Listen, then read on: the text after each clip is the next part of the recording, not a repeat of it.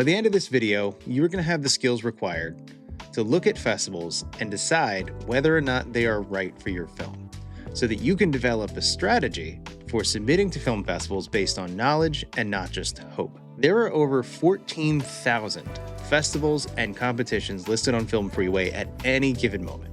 New ones pop up all the time, and other ones fall off. Your job is to know which one is right for the type of film that you've made.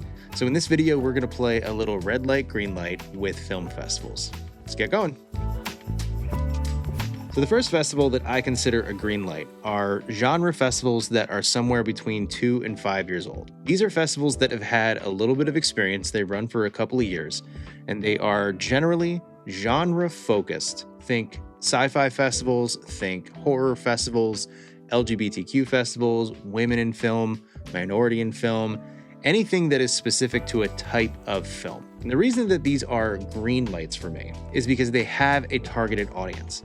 So if you have a film, or if you intend on making a film that fits into one of these genres, these are the types of festivals you really want to target for your research. They have lower submissions since they're typically new, so you have a better chance of getting in, and then if you get in, a better chance of winning if you have a quality film. So these types of festivals are good for first-time filmmakers, student filmmakers, documentaries, the types of films where being a little more experimental, trying out filmmaking for the first time, where you don't want to have the stakes too super high. These types of festivals fit very well for that. The entire market of filmmaking is becoming more genre and niche oriented. So hopefully these types of festivals are going to gain more traction, gain more popularity. If you can get in early with one of these films, it's just good for your experience as an early filmmaker. Those are ones that you want to really take a look at, and if they fit within your submission budget, definitely go for it. A red light film festival is anything that is a first-year festival in Southern California. Anytime that I see Southern California, LA, anywhere LA-based, being used as the primary method of advertising and trying to attract submissions, that throws up a red flag for me. It just means that they want your submission fees. They will screen your film in Southern California, which sounds great. Any filmmaker would love to have their film screened in Southern California. It's close to Hollywood. It's close to the Mecca. It's close to where filmmaking began. Why wouldn't you want your film screened there? They know this, and that's why they use it so heavily in their marketing. But you have to watch out for it. Some of them are good. I don't want to say that all of them are bad, because any festival has to start somewhere. And what you need to be careful with is finding out if this festival is actually going to do anything for your career besides screen your film at some random location. You're not getting anything out of that film festival. It's just going to screen in front of a half-empty audience of random people in Southern California. They're not going to connect you with anybody in the industry. They're not going to get you a distribution deal. They're not going to actually do anything just by being adjacent to Los Angeles. That's not how it works. Where it might work for you is if you're just looking to get laurels, if you're just looking to get some sort of credibility for your film when you're early in your career, and you've got the cash to blow for $20, $25 to submit to an early bird deadline for something like this, go for it. A cautionary flag, somewhat in this same vein, you really want to do the research on first-year festivals. Every festival has to start somewhere. Every festival has a first year. Film festival I work for, Red Rose, had a first year. We did a really good job with it. We put on a great show because we put in the work and made the connections within the community to really put on a festival that was good for the people attending and that was worthwhile for filmmakers coming in to screen their films. Not every film festival does this right out of the gate. Some people, like the executive director for our film festival, have an organizational event background. Some festivals are just put on by people who really like films and wanted to do a film festival and are doing the best they can. It's not an insult, it's just saying for you as a filmmaker, make sure that it is the right circumstances that you enter into and attend these festivals, because they might not be able to do what you want them to do for your career. Sometimes they're just going to screen it in a room for you. They really do want to do a good job. It's just getting off the ground can be hard sometimes. if you don't already have the community connections to make a bigger event. If you're a first-time filmmaker or a student filmmaker just looking to kind of get into film festivals and don't want to go too big too fast, a first-year festival might work out for you. You're going to have lower submissions, you're going to have better chances at winning awards, but it's not going to be a career changer. So just do your research. Sponsorships, they can be a little more difficult to find, but putting on a good screening and putting on a good Q&A, anybody that is enthusiastic about film can do that. So if you find out that these people fit that description, go for it. Or next on the green light list, anything that appears on Movie Maker magazine top 50 worth the entry fee or the FilmFreeway top 100 best reviewed festivals. These festivals will typically have great networking, large community support, large audiences. I was just at one of these festivals earlier this year with a film in Julian, Dubuque, which was a phenomenal festival in Iowa. And that's what's so special about film festivals sometimes, is you will get to experience parts of the country and parts of the world that you don't always associate with film.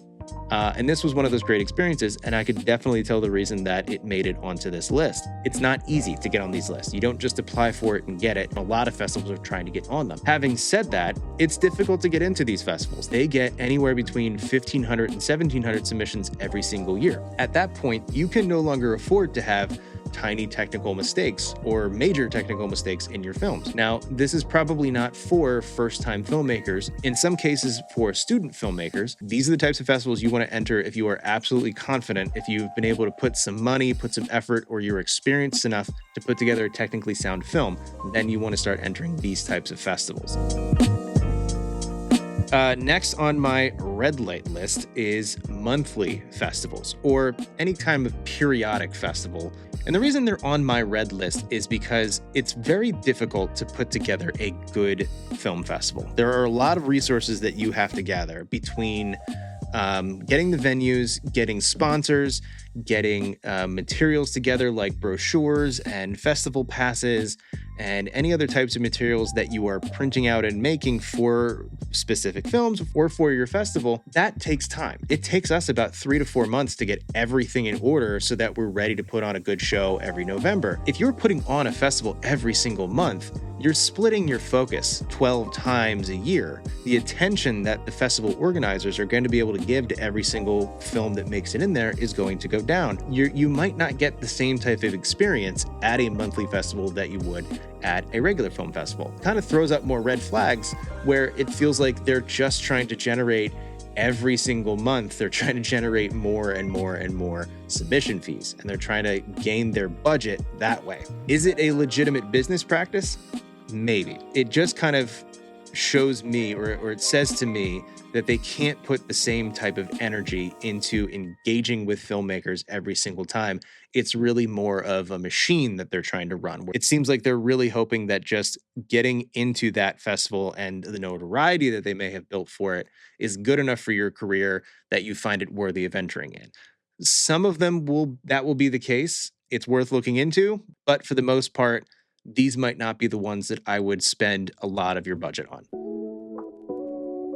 And almost in the same vein, I throw up a little bit of a caution flag when it comes to awards festivals. You're not necessarily going just for a screening, you are competing for any number of awards, from directing, acting, cinematography, VFX, art design, costume design, specific genres. These are good for your film career. So that's why I think it's worth looking into these types of festivals if you have the means to do so. The thing I want you to understand about them is typically they are competitive and they will run concurrent competitions, sometimes month to month or sometimes like quarterly or things like that. I was in a couple recently where they ran quarterly screenings that take place online, and then each one of those individual screening blocks that they do or screening events that they do will have one, maybe two winners that will go on to the main event and actually compete for the awards. Depending on the structure of these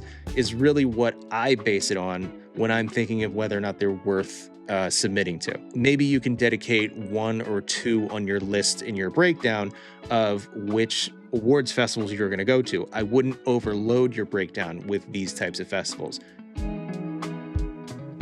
My next green light is 5+ year festivals with art community support. And when I say art community, I'm generally speaking about art organizations or like governmental art divisions that are well organized, that have lots of people in them that are able to help run these festivals. And these are the types of people that really appreciate the art of film. They're going to have the most insightful questions for you in your Q&A, and you're going to meet people at these festivals that are into all kinds of art, not necessarily just film. I was at one of these recently where I got to have a great conversation with somebody who enjoyed the VFX in my film and had a lot of questions about that. And it turns out he wasn't even a filmmaker. He did a lot of woodworking and he did a lot of photography. Didn't really do so much filmmaking, but was very interested in it. And we had a great conversation. These are ones worth going to as a filmmaker, as an artist, where you're going to get to explore the art and the actual creativity behind your film. And you don't always get that at every film festival. A lot of times they are in really great locations that have good art communities. These are ones, if you're a first-time filmmaker, second-time filmmaker, just kind of getting starting out on your career and don't have gigantic budgets to go for bigger festivals, art community-driven ones are great ones to go for because they will make you feel better as a filmmaker and fulfill you more as a filmmaker, and those are worth pursuing. On the other side of that, on my red light list, are festivals that aren't run well. And the quickest way that you can tell that a festival probably isn't run very well is if they lack a web and social media presence. On FilmFreeway, when you go to explore, they usually have links where you can go to their website. And if you find a website that lacks a lot of information, hasn't been updated in a while, really just kind of shows here's the films that won last year and has a couple little pages about here's what we're about, that should throw up some red flags for you. If you go on their social media and they haven't updated or haven't posted in a long time, or if they're not posting regularly, or if they just don't have one at all, that throws up a red flag. If these festivals don't have the skills in 2025, 2026 to be advertising their own festival, they're probably not going to be doing much for you in your film when it gets into that festival. It's really just a good indication that it's not a well-run organization behind this festival. Is it always right? No, probably not. They might just not be good at social media or the like. But then again, if they're not, is that really a festival worth entering? It's up to you, but these are the red flags I see when there's bad social media, bad web presence, just bad aesthetics for the film festival overall. I stay away. A cautionary from me, screenplay competitions and feedback festivals. These can be very useful for your career if they are done well. And a lot of them are, some of them aren't. So that's why it just kind of throws up a cautionary flag with me, is you really want to dig down and you want to look specifically at what they've done in the past and what their main goals are so that you can decide if it's going to work for you. For a screenplay competition is if you have a screenplay that you haven't made yet, that you're looking to get some accolades through these types of competitions, that maybe you make it to a semifinalist or a finalist or even win, that can gain a little bit of traction for you in getting that film made in the future. They're very good things for you as a screenwriter and as a filmmaker. You just want to make sure that they are run well. You want to look at what screenplays that have won in the past, of whether or not they've gone on to get made. There are a lot of them that are able to say that and are able to boast that. So those are the ones you want to look for. And if the answer is yes to those questions, those are the ones you want to pursue. They're usually pretty affordable. They can be a little more expensive than a normal film festival, but it's worth it in the long run if you have a screenplay. On the other side of that are feedback festivals. These are a little bit harder to tell because they do end up being more expensive. They can be anywhere from $100 to a couple of $100, promising feedback. The issue that you can run into is you don't know what the quality of that feedback is going to be. And that's really what you need to research to see if they give good feedback. Because sometimes they promise feedback and they'll just kind of give a general level of feedback that kind of indicates that they didn't really watch your movie or they didn't really pay attention to your movie. That doesn't give a lot of value to you. A good review, or good coverage, or good feedback is very valuable to you. So if you find a festival that you pay extra for to get feedback, and you know that you are going to get good coverage and good feedback on, that's something you might want to throw into your mix. Okay, we're getting towards the end here, I promise, and I hope that this has been helpful so far. If it has, please consider subscribing to the channel because I've got more information like this coming, and I've got more videos that are going to help you put together a strategy for submitting to film festival using a lot of the information I'm giving you here. So make sure you subscribe and we'll get more information to you, and you're going to be able to put together a great submission strategy. The last type of festival on my greenlight list are festivals that have been around for 20 plus years. Running a film festival takes a lot of work. So any festival that has been running for 20 plus years, that says a lot about the organizational quality of that festival. There is an increased chance that you will have people within the industry that you want to get your film and yourself in front of attending these festivals. These are bigger festivals that will give out lifetime achievement awards to major filmmakers, to major actors, and those people will attend those events and you have a chance to meet them. Pretend they don't have any sort of celebrity or industry attendance in there. Just the same, if they've been around for a while, it means they have larger audiences. They will take place at bigger theaters, at venues that last over a week of just being there and getting to meet tons of people. They're great, great festivals. Now, it is harder to get into these festivals because they're gonna get thousands of submissions every single year. But it is worth it if you get in. So when you are breaking down what kinds of festivals that you think are right for you, and you are starting to put together a list of targets that you want to go for, if you feel like that you have a technically sound film that has some up-and-coming actors, that fits a genre that plays well to one of these longer running festivals, maybe hold a few bucks back for these as some of your long shots, because yeah, it's a long shot that you get in, but it's definitely worth it if you do.